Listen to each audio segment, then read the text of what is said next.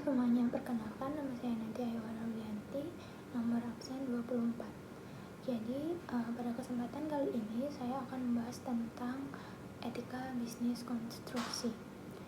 Sebelum itu, jadi ada beberapa hal yang nantinya saya akan sampaikan. Jadi yang pertama, kita membahas tentang apa sih etika bisnis konstruksi itu. Jadi etika bisnis konstruksi adalah seperangkat prinsip dan nilai-nilai moral yang mengatur perilaku perusahaan dalam industri konstruksi. Ini melibatkan kejujuran, integritas, kepatuhan, hukum, dan pertimbangan terhadap dampak sosial dan juga lingkungan. Contohnya itu termasuk menghindari korupsi, menjaga keselamatan kerja, dan melibatkan masyarakat lokal. Jadi secara luas, etika bisnis konstruksi ini berkontribusi pada pembangunan industri yang bertanggung jawab dan berkelanjutan. Jadi etika bisnis konstruksi ini melibatkan prinsip-prinsip seperti transparansi, integritas, tanggung jawab, keberlanjutan lingkungan, dan juga keselamatan. Baik, selanjutnya di sini saya akan membahas tentang manfaat dari etika bisnis konstruksi yang mencangkup. Pertama itu dapat membangun reputasi yang baik. Jadi etika bisnis yang kuat dapat membangun reputasi positif di mata klien dan juga masyarakat. Yang kedua itu meningkatkan kepercayaan. Jadi praktik bisnis yang adil dan bertanggung jawab dapat meningkatkan kepercayaan pemangku kepentingan. Etika bisnis yang diterapkan dengan konsisten akan menular ke pemangku kepentingan itu seperti pemilik proyek, investor, dan pihak yang berwenang. Mereka akan merasa lebih nyaman bekerja sama dengan perusahaan yang memiliki standar etika yang tinggi. Yang ketiga itu menghindari resiko hukum dan reputasi. Kepatuhan terhadap peraturan dan undang-undang serta menghindari praktik korupsi dan penyuapan akan melindungi perusahaan dari sanksi hukum dan kerugian finansial. Yang keempat, meningkatkan hubungan kerja. Jadi etika bisnis yang baik menciptakan hubungan kerja yang baik dengan karyawan, memberikan perilaku yang adil, menghormati hak-hak pekerja, dan memperhatikan kesejahteraan mereka, akan meningkatkan produktivitas, kepuasan, dan loyalitas tenaga kerja. Yang kelima, mendorong keberlanjutan dan tanggung jawab sosial. Jadi etika bisnis ini melibatkan komitmen terhadap keberlanjutan dan tanggung jawab sosial. Yang keenam itu meningkatkan efisiensi dan kualitas. Jadi etika bisnis ini meningkatkan efisiensi dan kualitas pekerjaan konstruksi. Baik, selanjutnya saya akan membahas tentang praktik etika bisnis konstruksi. Yang pertama itu transparansi dalam penawaran proyek, yang dimana itu mengutamakan transparansi dalam proses penawaran proyek, termasuk pengungkapan informasi yang jelas mengenai persyaratan, jadwal, dan juga biaya. Hal ini memastikan bahwa semua pihak memiliki kesempatan yang adil untuk berpartisipasi dalam penawaran dan mengurangi resiko praktik korupsi. Yang kedua itu standar keselamatan yang tinggi. Jadi ini menetapkan dan mematuhi standar keselamatan kerja yang tinggi untuk melindungi karyawan dan pekerja di lokasi proyek. Mengadopsi praktik kerja yang aman, memberikan pelatihan keselamatan yang memadai, dan melibatkan semua pihak dalam upaya untuk menciptakan lingkungan kerja yang bebas dari risiko. Yang ketiga, pengelolaan lingkungan yang bertanggung jawab. Jadi ini untuk meminimalkan dampak lingkungan dengan mengadopsi teknologi ramah lingkungan, mengelola limbah dengan benar, dan menerapkan praktik konservasi sumber daya alam. Yang keempat itu kualitas konstruksi yang tinggi. Jadi ini memastikan bahwa pekerjaan konstruksi itu dilakukan sesuai dengan standar yang sudah ditetapkan, menggunakan bahan berkualitas tinggi, dan melibatkan inspeksi dan pengujian yang cermat. Praktik etika bisnis dalam hal ini melibatkan komitmen untuk memberikan hasil yang tahan lama, aman, dan sesuai dengan kebutuhan pelanggan. Yang kelima itu kualitas konstruksi yang tinggi. Jadi ini memastikan bahwa pekerjaan konstruksi itu dilakukan sesuai dengan standar yang ditetapkan, menggunakan bahan berkualitas tinggi, dan melibatkan inspeksi dan pengujian yang cermat. Selanjutnya itu kepatuhan hukum dan etika. Jadi ini mematuhi semua peraturan hukum yang berlaku, baik dalam hal lingkungan, ketenagakerjaan, keuangan, maupun persaingan usaha. Yang ketujuh itu keadilan dalam hubungan bisnis. Ini dilakukan dengan memperlakukan mitra bisnis, subkontraktor, dan pemasok dengan adil dan sejajar, menghormati hak-hak mereka, membayar harga yang wajar, dan menjalin hubungan bisnis yang saling menguntungkan dan berkelanjutan. Kemudian yang kedelapan itu pendidikan dan pelatihan. Jadi di sini kita memberikan peluang pendidikan dan pelatihan kepada karyawan untuk meningkatkan keterampilan mereka memahami praktik bisnis yang etis dan mempromosikan budaya kerja yang bertanggung jawab. Baik, selanjutnya saya akan membahas tentang tantangan dalam menerapkan etika bisnis konstruksi. Yang pertama itu praktik korupsi, yang dimana tantangan utamanya adalah praktik korupsi seperti suap, kolusi, dan nepotisme yang dapat melibatkan pelanggaran hukum dan pengabaian prinsip etika bisnis. Yang kedua itu keselamatan kerja. Jadi masalah yang timbul adalah kurangnya perhatian terhadap keselamatan kerja, meningkatkan resiko kecelakaan dan cedera bagi pekerja. Selanjutnya pelanggaran lingkungan. Jadi tantangan dari pelanggaran lingkungan ini adalah seperti pengabaian regulasi lingkungan dan dampak negatif terhadap lingkungan. Yang keempat, praktik tenaga kerja yang buruk. Jadi masalah yang muncul itu meliputi pelanggaran hak tenaga kerja, eksploitasi pekerja, jam kerja yang tidak adil, atau upah yang tidak memadai. Yang kelima itu ketidakjelasan kontrak. Jadi tantangan dalam hal ketidakjelasan atau pelanggaran kontrak yang dapat menyebabkan sengketa, penundaan proyek, atau ketidakpuasan pihak terkait. Selanjutnya itu kualitas rendah. Jadi masalah yang sering terjadi adalah pengorbanan kualitas demi mengurangi biaya atau mempercepat jadwal, meningkatkan risiko kualitas rendah atau kerusakan pada proyek. Yang ketujuh, persaingan yang tidak sehat. Jadi tantangan lainnya adalah persaingan yang tidak sehat seperti pencurian data, pemalsuan penawaran, atau manipulasi harga yang merusak kepercayaan dan merugikan industri.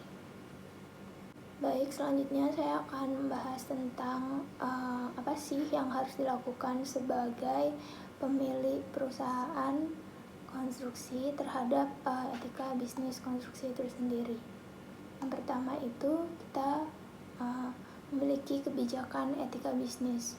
Jadi sediakan kebijakan etika bisnis yang jelas dan juga terdokumentasi. Jadi kebijakan ini harus mencakup nilai-nilai inti, standar perilaku, dan prinsip etika yang harus diikuti oleh seluruh karyawan perusahaan. Kemudian memimpin dengan teladan. Jadi yang dimaksud dengan memimpin dengan teladan ini adalah menjadi contoh yang baik sebagai pemilik perusahaan. Jadi terapkan etika bisnis dalam semua aspek pekerjaan dan tunjukkan komitmen terhadap integritas dan nilai-nilai yang diajarkan kepada karyawan. Yang ketiga itu melakukan pelatihan etika. Jadi sediakan pelatihan kepada karyawan perusahaan tentang etika bisnis, termasuk prinsip-prinsipnya. Situasi yang mungkin dihadapi dan cara mengatasi dilema etika.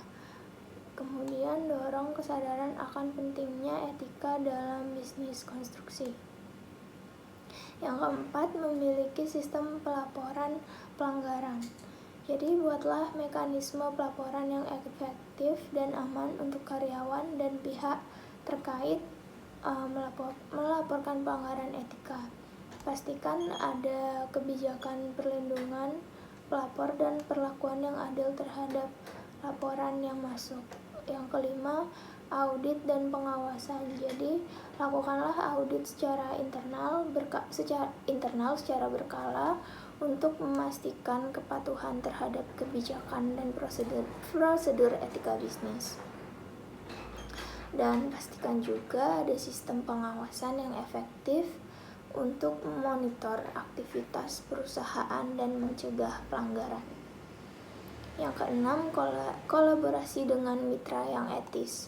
Jadi di sini kita harus pilih mitra bisnis yang memiliki reputasi baik dan menerapkan etika bisnis yang sejalan dengan nilai-nilai perusahaan. Lakukan penilaian terhadap calon mitra bisnis sebelum kita menjalin kerjasama. Yang ketujuh, mengatasi konflik kepentingan. Jadi identifikasi dan atasi konflik kepentingan potensial dalam proyek konstruksi.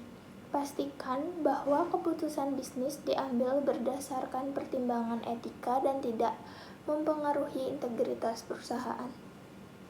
Yang ke-8, beradaptasi dengan standar dan regulasi.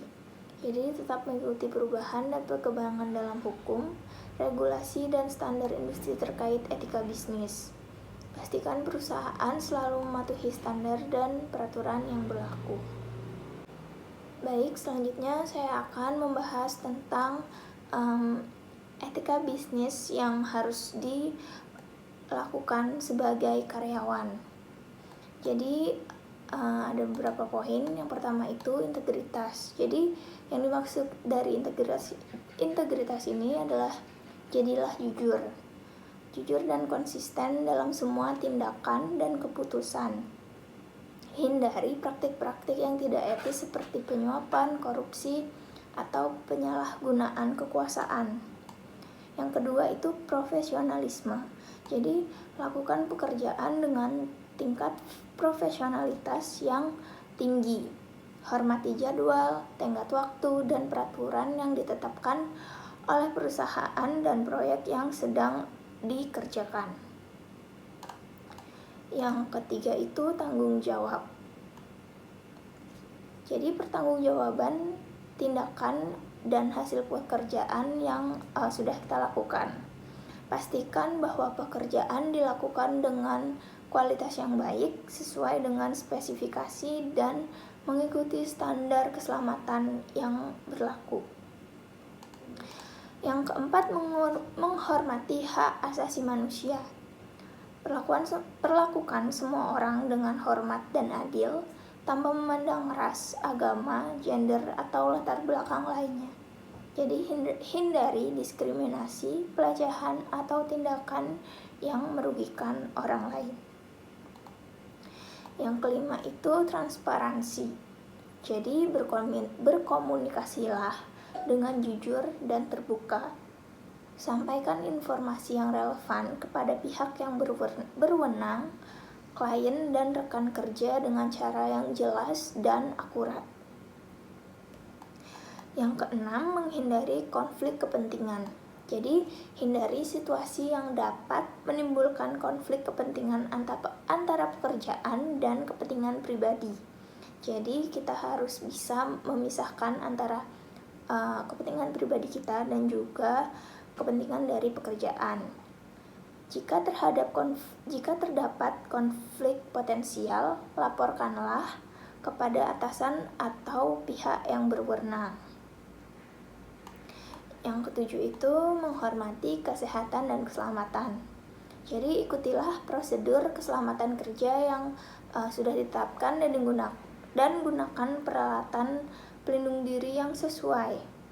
prioritaskan kesehatan dan keselamatan diri sendiri, rekan kerja, dan pihak lain yang terlibat dalam proyek konstruksi. Yang ke-8 itu melaporkan jika terjadi pelanggaran etika. Jadi jika kita melihat atau mengetahui adanya pelanggaran etika bisnis, laporkanlah kepada atasan atau mekanisme pelaporan yang ada di perusahaan jika ada. Bantu menjaga berintegritas dan berkelanjutan bisnis dengan berani melaporkan pelanggaran. Baik, selanjutnya saya akan memberikan sedikit contoh kasus pelanggaran etika bisnis konstruksi. Di sini saya memberikan satu kasus, yaitu pelanggaran terhadap keselamatan kerja. Jadi banyak sekali kasus pelanggaran keselamatan kerja yang melibatkan kontraktor atau pemilik proyek yang tidak mematuhi standar keselamatan yang telah ditetapkan. Contohnya misalnya jebolnya jembatan atau runtuhnya bangunan akibat pelanggaran dalam prosedur keselamatan itu sendiri. Baik, di sini saya akan memberikan kesimpulan dari apa yang sudah saya bahas tadi. Jadi kesimpulannya adalah dalam industri konstruksi, etika bisnis ini memainkan peran penting dalam menjaga integritas, transparansi, dan keberlanjutan. Etika bisnis konstruksi melibatkan prinsip-prinsip seperti transparansi, integritas, tanggung jawab sosial, keberlanjutan lingkungan, dan keselamatan. Praktik etika bisnis konstruksi mencakup transparansi dalam penawaran proyek, standar keselamatan yang tinggi, pengelolaan lingkungan yang bertanggung jawab, kualitas konstruksi yang tinggi, kepatuhan hukum dan etika, keadilan dalam hubungan bisnis, pendidikan, dan pelatihan. Pentingnya etika bisnis konstruksi termasuk membangun reputasi baik, meningkatkan kepercayaan, menghindari risiko hukum dan reputasi, meningkatkan hubungan kerja, mendorong keberlanjutan dan tanggung jawab sosial, serta meningkatkan efisiensi dan kualitas pekerjaan konstruksi. Namun, ada beberapa tantangan dalam menerapkan etika bisnis konstruksi, seperti praktik korupsi, kurangnya perhatian terhadap keselamatan kerja, pelanggaran lingkungan, praktik tenaga kerja yang buruk, ketidakjelasan kontrak, kualitas rendah, dan persaingan yang tidak sehat. Jadi, sebagai pemilik perusahaan konstruksi, langkah yang dapat dilakukan dalam menerapkan etika bisnis konstruksi termasuk memiliki kebijakan etika bisnis, memimpin dengan teladan, melakukan pelatihan etika, memiliki sistem pelaporan pelanggaran, melakukan audit dan pengawasan, kolaborasi dengan mitra bisnis yang etis, dan mengatasi konflik kepentingan. Sebagai karyawan di bidang konstruksi, penting untuk menerapkan prinsip etika bisnis seperti integritas, profesionalisme, tanggung jawab, menghormati hak asasi, transparansi, menghindari konflik kepentingan, menghormati kesehatan dan keselamatan, serta melaporkan adanya pelanggaran etika. Etika bisnis konstruksi ini berkontribusi pada pembangunan industri yang bertanggung jawab dan berkelanjutan, melindungi reputasi perusahaan, meningkatkan kepercayaan pemangku kepentingan, meminimalkan resiko, dan menciptakan hubungan yang saling menguntungkan. Dengan menerapkan etika bisnis, kita dapat membangun industri konstruksi yang lebih baik dan berkelanjutan. Mungkin sekian pembahasan dari saya. Jika ada salah kata mohon dimaafkan. Terima kasih.